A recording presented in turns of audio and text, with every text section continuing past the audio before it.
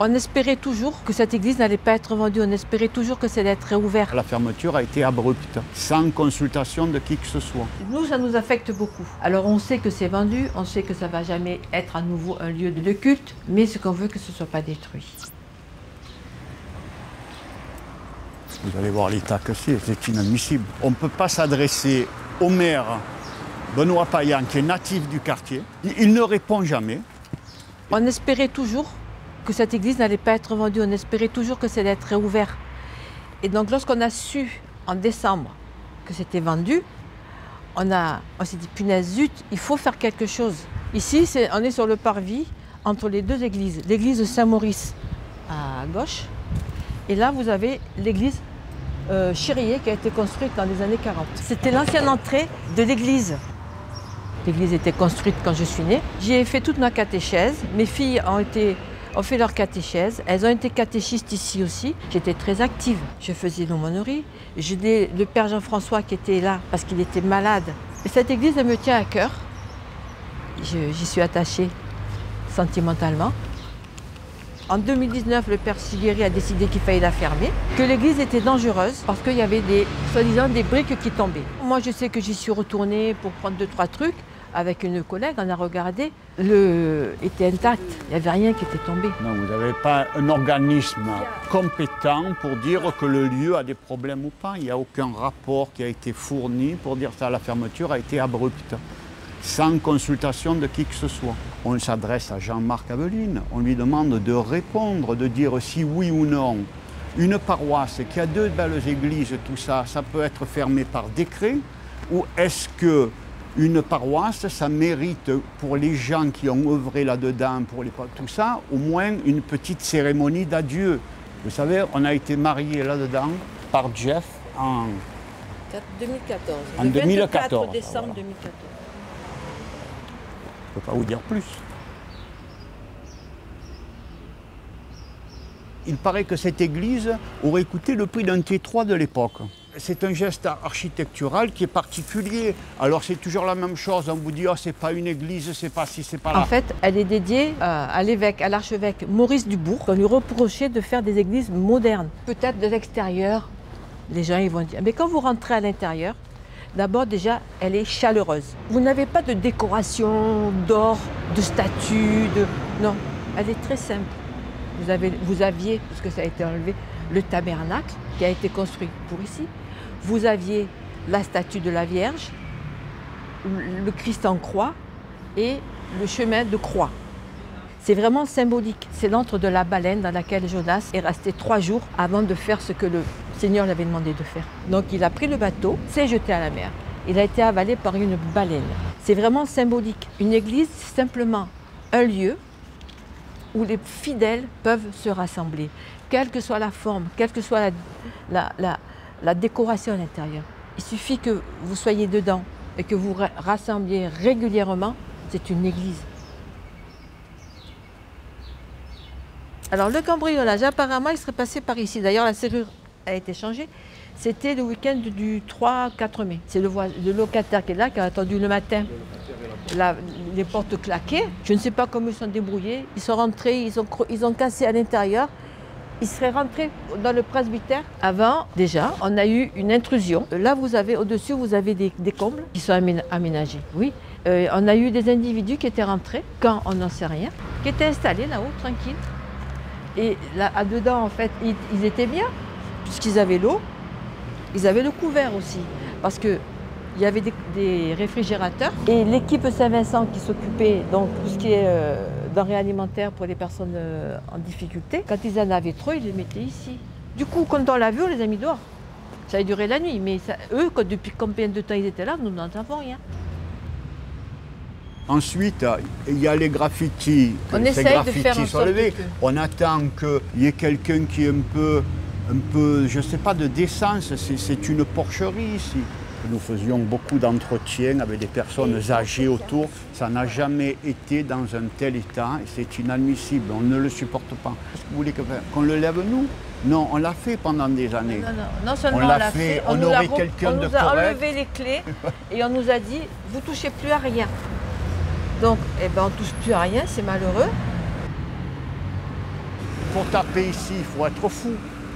Il faut passer du temps, vous ne cassez pas un truc comme ça facilement, c'est inadmissible. Il y en a encore essayé de casser. Voilà. Il y en a qui sont encore acharnés dessus. Ce que je reproche, c'est pas ce mépris, c'est même pas de l'indifférence, c'est qu'on n'existe pas. Nous, on passe régulièrement là. On regarde simplement que la cloche, parce que le diocèse veut enlever notre cloche de notre clocher, oui.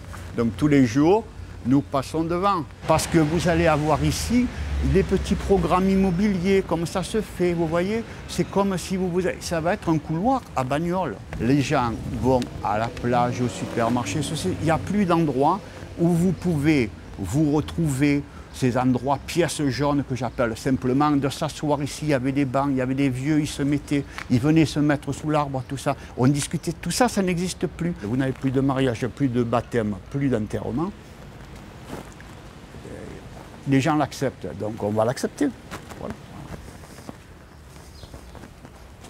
Alors là, ici, c'est le plus beau. C'est une poubelle, mais c'est le plus beau.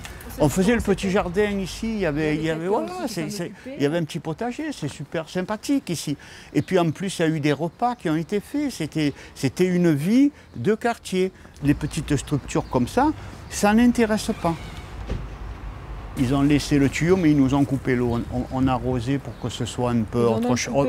C'est Charles qui avait coupé l'eau. Hein. Voilà l'état. Avant déjà, ça avait vieilli. Il fallait peut-être faire un petit toilettage, mais tout autour, ce n'était pas dans cet état. Vous regardez la branche, elle va pousser sur les vitres. Là. Ça dégrade encore plus. Vous aviez toujours du monde qui passait dedans pour faire une prière. Tout le temps. Vous aviez toujours quelqu'un qui mettait 2-3 euros pour les lumignons et qui faisait une prière. Si bien que quand l'église a été fermée, et ben le matin, quand vous passiez le soir, parce que c'est surtout le soir après le travail, vous aviez des personnes à genoux devant qui priaient. Elles vont où ces personnes prier en rentrant du travail? Elles passent devant. Elles ne peuvent pas aller... tous les soirs, elles priaient là devant. Et le dimanche, elles venaient à la messe. Voilà. Ces gens-là, ils vont où? Je vous donne un exemple. Vous avez vu, il y a eu un souci avec la dame qui a été poignardée. Bon. Voilà. D'habitude, on venait ici, une prière et tout. Ben là, on ne l'a pas faite ici, on l'a faite chez nous. Il n'y a pas de lien social, c'est ça le problème. Il n'y a aucun lien social et le plus dangereux, c'est que nous sommes trop nombreux et nous ne nous aimons pas. Voilà. Les gens ne pensent qu'à eux. Chacun veut tirer la ficelle à soi. Et ça sera extrêmement dangereux, explosif dans quelques années.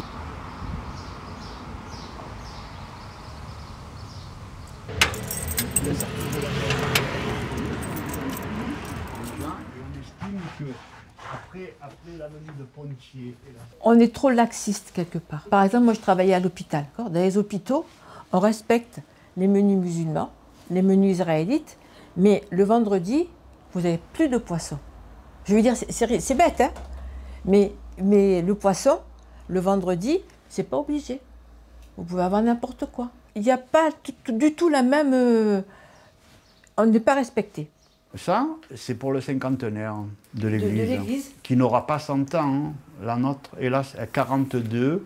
Nous, ce qu'on voudrait, c'est que l'Église soit transformée en une bibliothèque municipale, qui soit axée sur la musique, parce qu'à l'intérieur, il y a une acoustique fantastique. Vous voyez, cette espèce de dôme, tout ça. Mais aussi avec un fond religieux, mais ouvert à toutes les religions. Il y avait des bénévoles qui faisaient des concerts 2 fois par an. Les cardinaux se déplaçaient. C'était pas cet abandon et c'est terrible. Cet abandon est le plus terrible. Comme on ne peut pas aller dans Saint-Maurice, on a besoin d'un petit lieu où on entasse des choses parce que vous savez, on est un peu des vieilles personnes, donc voilà, on met des souvenirs. Les Asiatiques, ils mettent leurs trucs, nous on met nos machins comme ça, et puis voilà, on a notre petite bougie qui brûle, nos objets de culte comme ça a été fait. Jean-Marc Aveline, vous êtes impardonnable de faire ça. On est à côté de l'église, vous le voyez, donc on y passe, on l'a dans le cœur. Et même si ce n'est plus une église, ça sera toujours pour nous Saint-Maurice. Ici, il n'y a que de très beaux souvenirs.